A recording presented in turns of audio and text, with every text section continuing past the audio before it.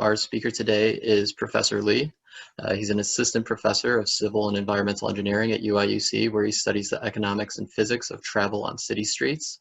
His PhD is from UC Berkeley, and he is from Irondale, Alabama. And today's presentation will be Objects in Motion, Teaching Transportation Concepts with Interactives. So, Professor Lehe, why don't you go ahead? Okay.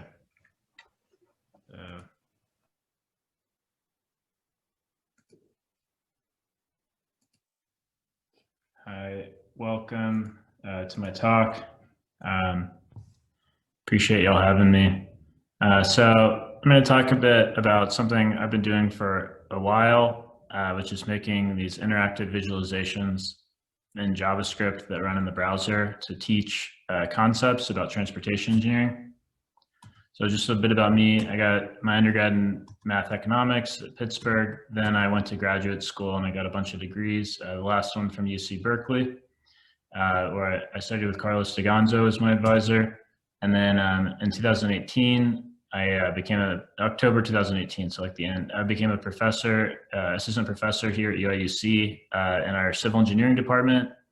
And then within civil, we have different groups. I'm in the transportation systems group. And like Andrew said, my research focuses on urban traffic and economics, mainly travel on city streets. So this is how I got started doing this stuff. So basically, I moved out to California with my my friend from undergraduate that lived when I went to the University of Pittsburgh, and he's a programmer. And at the time, there was this. Well, there still is this really popular website for programmers called Hacker News, which is read by a lot of technology executives and just, you know, the who's who of Silicon Valley. And it was this real, mark of honor, I guess, to be able to post something and it goes to the top of Hacker News. So we had this idea, we wanted to get stuff to go to the top of Hacker News. And so we started, I started learning to program, and Victor had already been programming. That was my roommate, Vic Apal. He had been programming for a long time, and we started creating these interactives, and then we'd post them and they'd go to the top. And these are these sort of interactive explanations of how things work, which was a pretty popular genre at the time. So basically, I had never really coded until 2012 when I was 26. But then I moved to Berkeley and I was living with Victor, and I decided to start learning to code. So I learned JavaScript.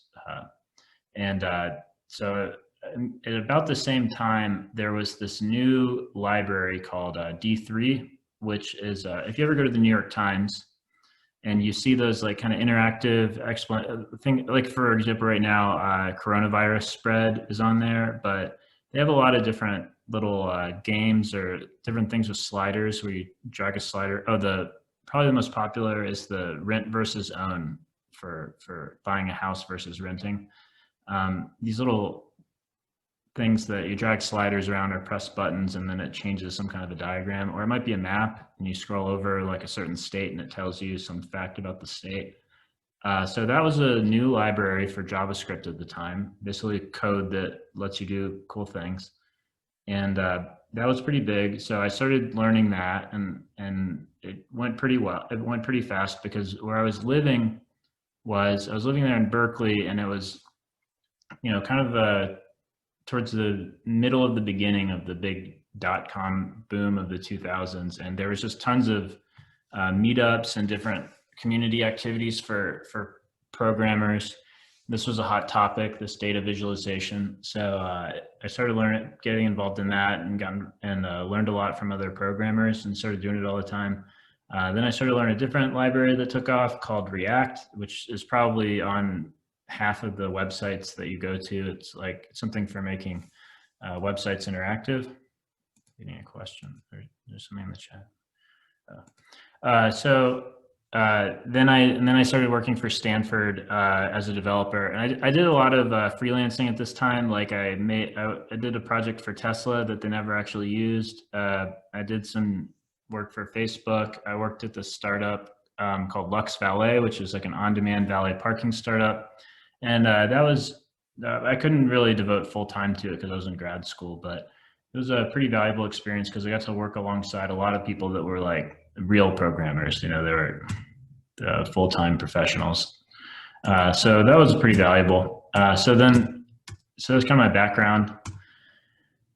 So now this is where I want to talk a little bit about the theory of, you know, basically the reason that I started making these visualizations about transportation is really just the coincidence that I was already studying transportation, and I wanted to and I also liked doing this visualization, learning to code.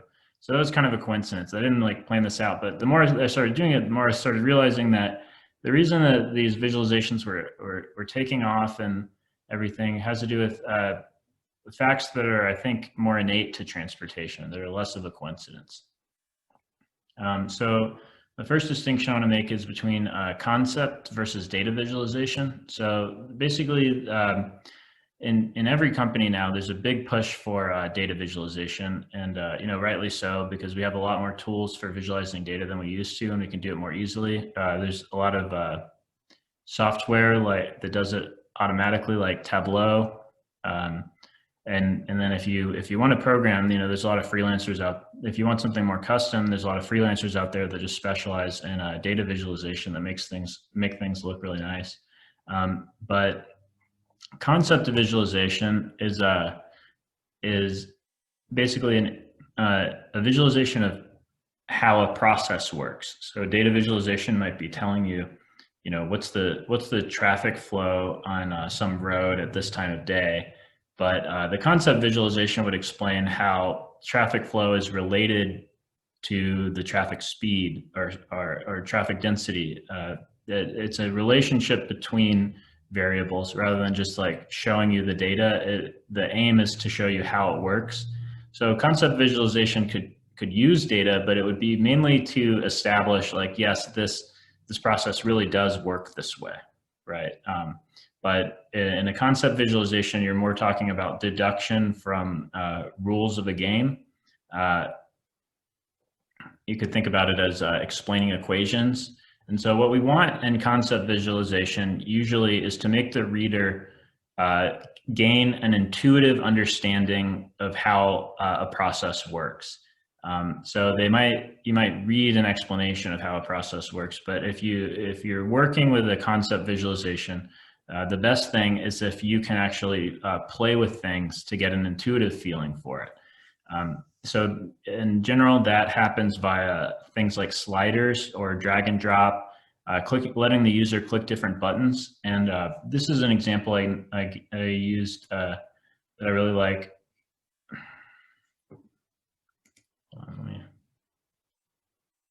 So this is a website called Distill that was started about 5 years ago. Can y'all see this?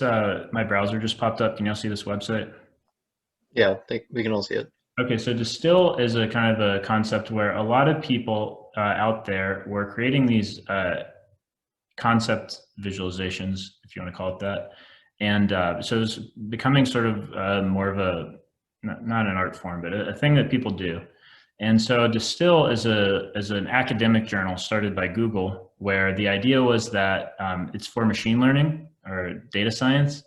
And the idea was that instead of just publishing these papers in journals and where only other academics are probably going to read them, and maybe only academics can read them because they're behind paywalls, the idea of Distill was that they're going to make a real rigorous academic journal that would also have these they would not only like explain the concepts in code or in equations or with proof, but would also have like little games. So like, for example, or little interactives that you could play around with. So I'm not really sure what this one is, but you can see it's kind of like an academic paper, but instead of just looking at pictures in the PDF or printed out, you actually get to play with the ideas that are involved. So, I mean, again, I'm not really sure what's going on, but if I read it and played with the games, I bet I would have a better chance than if I just read a journal article. So you can see here, this one uses like dragging on the visualization. Then I get feedback for these, whatever these things are, these parameters. So essentially it's a little bit more fun but it's also, if I read through it and I read the text, then I would also get to read the text, gain kind of an intellectual understanding, but then I would get to play around with the sliders and gain like a natural understanding. And I'd say it's like the kind of the difference between if you are in a, let's say you're in like a music studies program, right? You might read about what counterpoint was or what counterpoint is in classical music. But then if you take but then if you learn the violin or you learn the piano, the harpsichord or something, the organ, then you actually are doing it. And in that sense, it becomes like in your muscles. It's a very deep understanding. And I think that we approach that when we have this kind of interactive explanation. So that's kind of the theory behind that. But also it's much more fun and it looks better and people are more likely to share it on Facebook or on Twitter or on Reddit or something like that. Okay, so going back to the slideshow. I'm back on the slideshow. Okay. All right, so here's an example I gave is if you go, this is one that's not transportation, but like of the difference between a concept and a data visualization, which is that if you go to the Social Security Administration website, they have these kind of this thing where you can input your Social Security number and it will kind of try to pull up your records and it will try to give you an estimate of what your Social Security retirement benefits are going to be. They come from a formula, and then they also have like a PDF pamphlet that explains how your benefits are calculated. But it's a pretty long pamphlet. It's pretty complicated, and chances are, off the top of your head, you don't know how much money you earned in 1994. So you're really not going to get. You're probably not going to get any kind of intuitive understanding of how your benefits are calculated. So I kind of made this this little game that lets you drag around these dots and kind of in that create like an imagined history of your earnings. So this is not a very good way to actually calculate your earnings, but it does give you an understanding of how how Social Security does it, like how the rules work. So I can do this and I can kind of imagine different. It goes by steps. I can imagine different paths of my earnings over time. And then at the end, it will calculate like a benefit for me. And there you go. Okay, so that's an example of just concept visualization. Okay, so then we're talking to ITE here. So then the question is, why transportation? Basically, one of the reasons I think it's very useful is that sort of a diverging diamond interchange. Yeah, so one of the ideas is that the modern kind of paradigm of a lot of transportation planning involves public input, and even when it doesn't, the decisions are often made by legislators or policymakers, of maybe appointees of some kind who they're not necessarily, they're transportation engineering decisions, but they're not necessarily made by transportation engineers. It's not like there's just going to be some departmental memo that decides a major change in every case. So basically the process, however it works, will have to involve explaining these kind of dry theories to people that are not necessarily full-time in that body of theory. So like I would, and so it becomes very difficult. So you have this task and it becomes very difficult. And a lot of times this is done with these kind of public videos. So I give an example of here.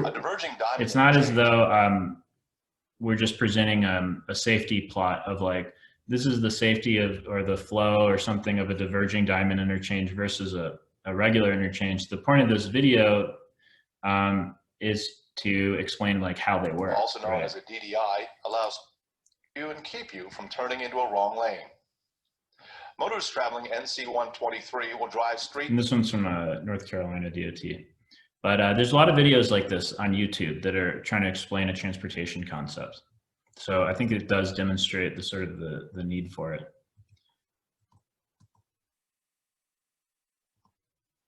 Okay, so And then why do these tend to be videos instead of just diagrams? Well, an inherent difficulty in transportation engineering is that everything moves, right? But generally, we are handing out to people like PDFs or a static website or something. So what we do is that we tend to use diagrams that somehow capture time in a visual way. So when you look at a figure, right, you're not really looking at something moving. So somehow time has to be baked into one of the dimensions. So for example, in this diagram, right, so we have the time is on, usually we make time one of the axes, right? So with this diagram, we have, 3 dimensions. We have, distance along the road, we have the time of day, and then we also have here the speed that was detected at different time points along the road. And the longer that you're in transportation engineering, the more natural it is for you to look at a diagram like this and immediately perceive what's going on. So for example, you can, you might look at this and say, oh, this is a queue traveling backwards along the road, right? So you look at that and it immediately pops out to you because you've seen it a lot of times before. If you haven't, that is a kind of a weird idea that you can look at this and you're basically seeing a little movie in your head, right? A lot of disciplines actually don't have this problem. So for example, if you're working on, and this is mainly transportation systems, but if you were working on even pavements or something like that, you might just have a diagram of, you might have a static picture of how the different layers of materials work, and then maybe you have some kind of arrows for if there's a tire pushing down on it. But a static diagram might do a pretty good job of explaining it. Not in every case, but for transportation systems, it's in every case pretty much that we're going to have this time dimension, which is somehow compressed on the page. This one is an explanation of how buses bunch. And you can see what they've done here is, I think what they've done is it's the time is represented as like a, A is one time, B is another time, C is another time. So it's supposed to explain it, but it's pretty unintuitive to people that haven't seen it. And I know this because I teach every semester, I teach the Intro to Transportation Engineering course.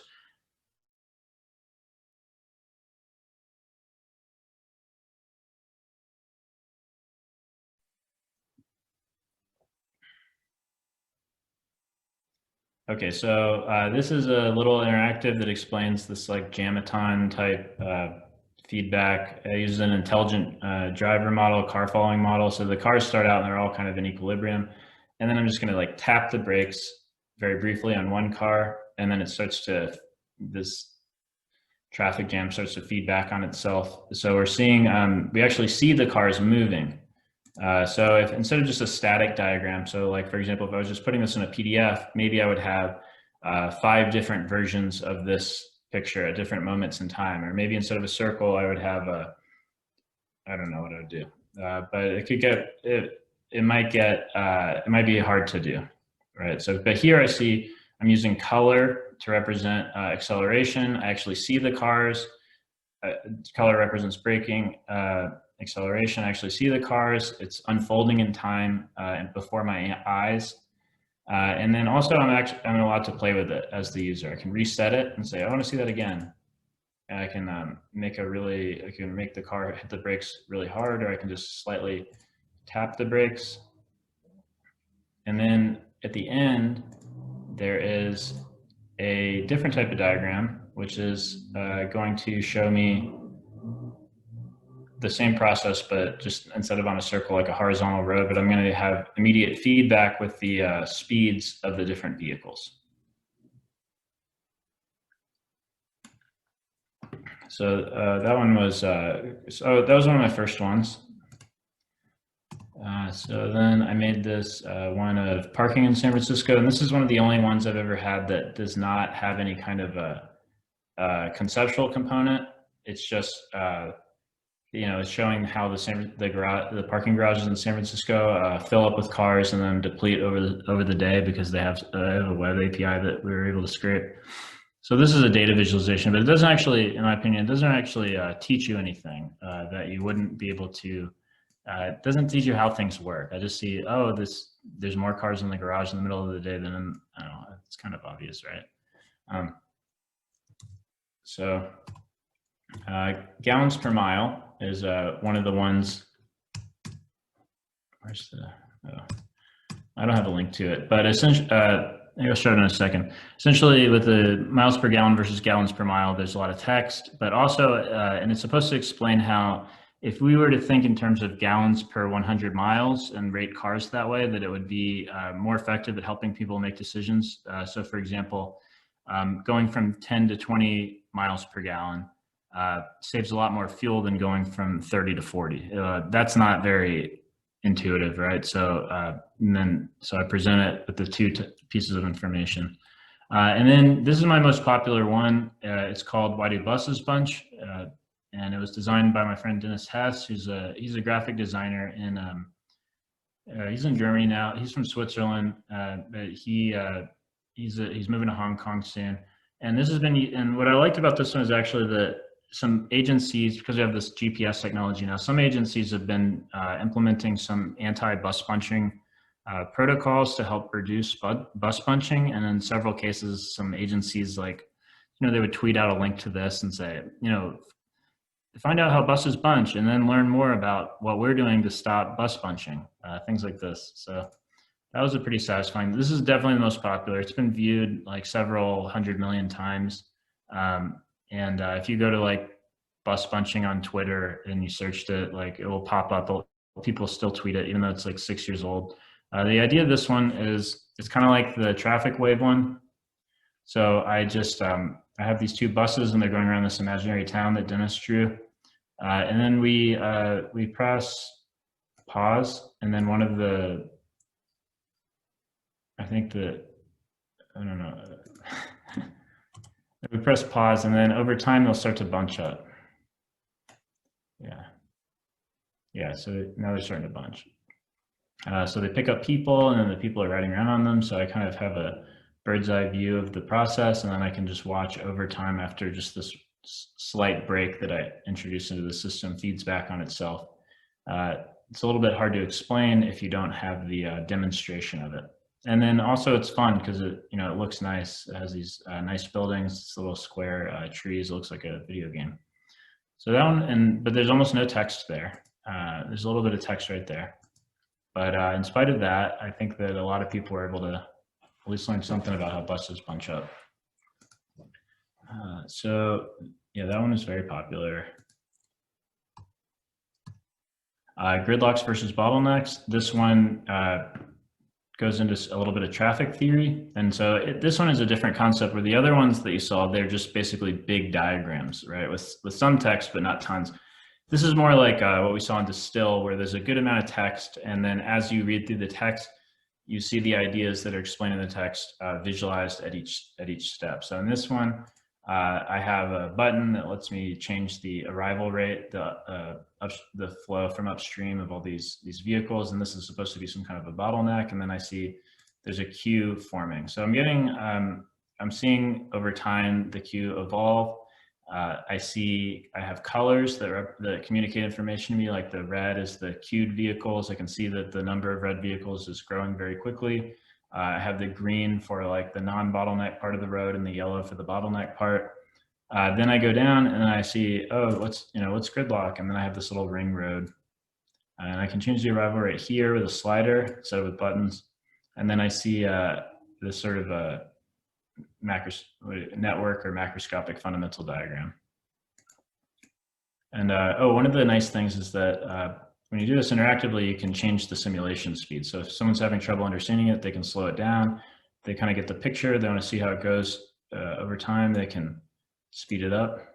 So just so we understand what's going on here, how I'm programming it, let me explain this a little bit. If you're familiar with SVGs, you ever save a picture off the internet or something, it's this SVG file format, right? And or if you edit things in Adobe Illustrator or some other software, oftentimes they'll ask you, do you want to save it as an SVG? So what we're doing here is we are manipulating SVGs. Where is the SVG? Yeah, there it is. So basically what's going on in the browser is that the browser is displaying an SVG, but then there's code running in real time that will change parts of the SVG. So for example, if we see it's a group full of cars, so this is like each of these is a different car, and we can see that there's like a little, yep, there it is. There's a rectangle. So if you're not familiar with SVG, it's like it's kind of like using HTML or these little tags to tell your browser what to draw. So we're basically just constantly changing the information that is in those tags. So like this is the width, but importantly, there is some sort of there's a translate and the rotation of this car as it goes in a circle. So that's what the code does at a high level. It changes around the commands. It redraws this picture over and over again. And then finally, I think this is my last example. I have trafficbiz.com, which is this suite of interactive games that I made because I told you that I teach half the course. So this is an intro course and intro course for transportation engineering. It's a junior level course. It's kind of exposing the students to a lot of different ideas, and we have a lot of classes in transportation engineering at UIUC. So you can go on to railroads or pavement or systems courses, like you might take public transit or some advanced traffic flow or signals course. So the course is just supposed to cover a lot of things. So I only teach half of it. I teach the systems half. And I made this suite of these like little games to help the students understand how certain concepts work. And I chose the ones that they usually did the worst at on their tests. So it's not much of a website really. It's really about the games. I do hope to like spruce it up this summer when I get the time. But here's an example. This is explaining like some yellow light timing stuff. So how to eliminate a dilemma zone. So I get the sliders again, so I can change what location the cars are at when the green light turns yellow. I can change the duration of the yellow light, and then I can change, the design speed of the road. So, and I can also change that down here. So this was a diagram that the students always would mess up because there's certain, like, for example, at this design speed, this is the dilemma zone. And so let's go up with the design speed. So they were always getting mixed up, like this is the clearing distance, they'd get it mixed up with the stopping site distance, et cetera, et cetera. They would think that this was the dilemma zone right there. They would, but here I can basically, I'm gonna put the cars in the dilemma zone, and I'm gonna see that, they don't succeed at their goal of stopping before the light. And one of the cars is always trying to clear, the other car is always trying to stop. So they can kind of see that if they're in the dilemma zone, both of them will fail. Whereas if they're not in the dilemma zone, the clearing car will make it, the other car will not. And I use color to show which car fails at its little task. And then also at the same time, there is this video that I created using some software. I can't remember what it's called, but in this is an explanation of in the video we show you how to use the interactive and what it's trying to show. And each of the interactives has like a short 2-minute video made by either me or one of my TAs. But so that's the concept there. And then so we have this for 5 concepts. This is for traffic flow. They can understand how traffic waves work. So when you mouse over here, so I was having trouble getting them to understand how to look at the vehicle trajectories and then relate that to things that are on the fundamental diagram. So you mouse over the different sections and it highlights that traffic state down in the bottom right. There's some input-output diagrams, and then you can pause it to see stuff like, okay, this is the queue. And I can see that at this moment in time, those vehicles, they look, they look queued up. And there's an interactive, there's a little video there. This is one of the things that they still miss all the time is space mean speed versus time mean speed. But at least this made it a little bit better. And one of the good things is that when we did this, when we first rolled it out, about 3 semesters ago, we did like a survey of the students afterwards, because they have teaching reviews, but then we wanted to have a real specific survey about, you know, how are you using these? And we found that about 2/3 of the students were using them, and they gave really good feedback about things that could be improved or things that they really liked about it. And at least for these problems, the grades did improve. So that was, I don't have a ton of data. I taught it like twice before that, so I don't have a sharp before and after. But it does appear that this is helping the students to do better on the assignments, because I didn't change the problems really that much.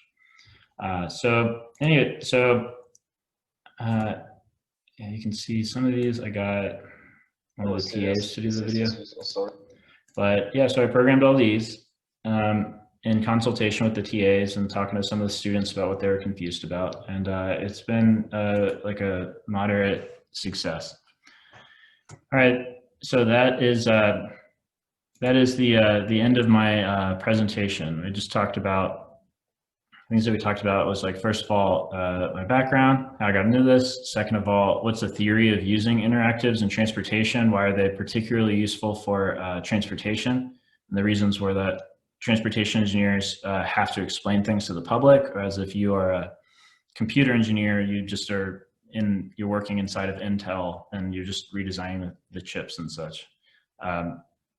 And then finally, that the concepts that we work with are in motion, so they're particularly hard to convey in a natural way with a static diagram. So something in motion and something interactive really adds a lot of explanatory power. And then finally, I gave examples of like 5 or 6 of my visualizations. So I will open it up to the Q&A if anybody has questions. Yeah, okay, looks like we have 2 questions right now. If anyone else has any questions, make sure to get them in. I think you brought up a really good point about the difference between a sort of technical versus intuitive knowledge that maybe we understand inherently, but having it laid out like that kind of explains. Anyone who's had to deal with any public-facing relationship understands that a lot of constituents and maybe elected officials, they care a lot more about the intuitive understanding, and they're not as interested in hearing technical explanation. So having it laid out like that is really interesting. Yeah. Okay, we have a question. In your course, do you require students to develop code of their own? Not in that course. So I teach in the intro course, no. Basically, we're going through a sort of an update of the curriculum at UIUC that's trying to get more Python coding. So probably starting in the fall semester, I'm going to bring in some coding. But if they do coding, though, one of the things will be that it won't be like this. It would be numerical Python coding to like solve for an answer or something like this.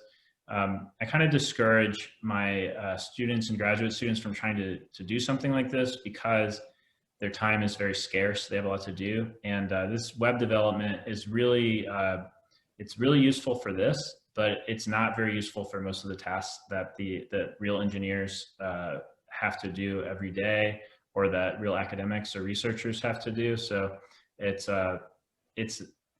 won't be programming in JavaScript. They'll be programming with Python. However, there have been a lot of efforts now to kind of bring these kind of interactive visualization into Python via things like the Jupyter Notebook has like an interactive coding platform, has widgets that can make little sliders for certain things. It's not as flexible as this full-scale JavaScript programming, but there's some pretty interesting things that people are doing, and every year there's more examples and there's better libraries for it. So maybe in the future they'll be making their own little interactives. Okay, we have another question. Are the visuals on Traffic Viz free for use by others? Yes, yeah. Does that go for all the visuals you've put together? Yeah. You can see them at my website, lewislee.com. Yeah, I really encourage other people to use them for things. The traffic viz, there's some other professors that are using them in their courses, and I hope that if I get the time this summer, I can add maybe 2 or 3 more. Yeah, I'm sure a lot of people were having similar thoughts about how they could use this and how it makes it a lot more intuitive to show someone an idea without having to show an equation or explain a lot of text, and just having a visual, which is a lot easier to understand. Yeah, and I'm totally fine. You don't have to link back to it or anything. It's fine to use it however you want to. So you mentioned that you might want to put together a few more visuals. What were you thinking you would put together, or what sort of issue are you looking to identify next? Because you mentioned those past visualizations were to help out your students who are kind of having difficulties. Yeah, so the one that pops out is the cumulative arrival and departure curves. The students, we have some problems that we go over, where it's very simplified, but it's vehicles are arriving at some bottleneck, maybe they're leaving a parking deck or something like that, and then you have to calculate the cumulative, you have to calculate the aggregate delay and such, and the students keep having trouble with they don't understand that if the vehicles stop, it's not, I mean, most of them do understand it. When they do miss questions, they miss questions where when the vehicles stop arriving at the back of the queue, they kind of act like they don't go through the front of the queue anymore. They're having issues like that. So I'm gonna try to make one that has a little parking garage or a little access gate, and you see the queue, and you see that even when vehicles stop arriving at the front, they're still going, the back of the queue, they're still going through the front.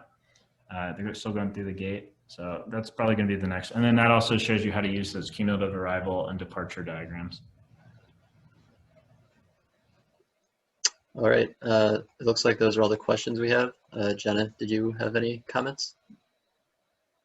No, I just wanted to say thank you again. And I am in an introduction to JavaScript, so I can appreciate the effort that goes into all your visualizations. So Sure, they're all very cool. We'll look to incorporate them in future things. Yeah. All right, well, thank you very much, Professor Lehe, for joining us. Yeah, well, thanks for having me. It was a pleasure. And then if anyone has any questions, they can reach out to me or Professor Lehe. I think you gave your contact information in the front. Yeah, my email address is, I can't remember, but it's easy to remember. It's my last name. It's Lehe, Lehe, L-E-H-E @illinois.edu.